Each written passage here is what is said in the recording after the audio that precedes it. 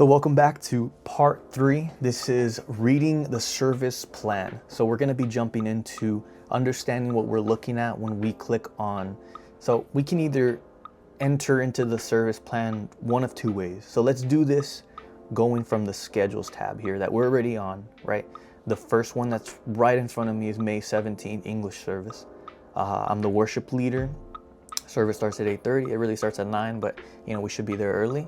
I'm gonna click on May 17th and it sends me to the Teams tab so that I can see who's with me, but I can navigate back to the service plan when I click on order, right? Tab to the left. So go back and forth. I click on order and now I'm able to see the service plan. So this is a basic, from start to finish, top to bottom, we're able to see our 8:30 pre-service. I put pre-service coffee. Some people get coffee, some people don't, but that's where we usually should be, getting there to church and getting, settled down. And then it follows the trend of getting from the countdown slide to the opening prayer, to the praise and worship, to the sermon, to the altar call, and then finally the announcements before we dismiss so we could start our Spanish service. So this is the flow of the entire service. This is our English service. If you notice, you can see the arrow tabs appear at the top underneath English service. So you see May 17th, and if we click on the left side, let's go to the left first. It'll throw us straight into the week prior, and I didn't really update it that week. But let's move forward. Let's move back to May 17th. We're on May 17th originally. Let's go to the next service.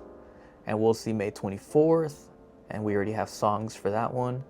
May 31st, we don't have songs for that one. So this is a nice, easy way to go in between the services.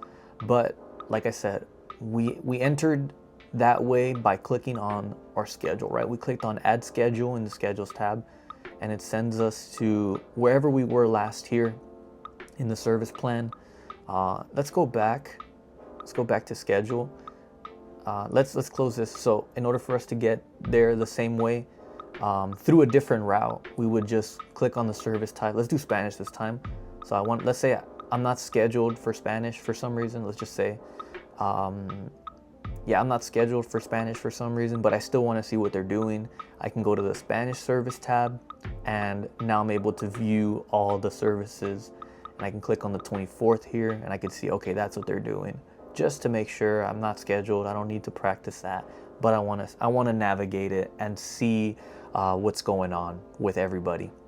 So now I'm going to go back so you can view that, and that's how we read our service plans, right, from top to bottom, from 8:30 to 10:17, whatever the time was at the bottom, and then jumping into the Spanish, we have our 11 a.m. and ending like at 1:30 or so, 1 o'clock services. So that's how we read the service plan. Next up is how we update our calendar. And we're going to be jumping into that for the next video. Hope this one helped. God bless you guys.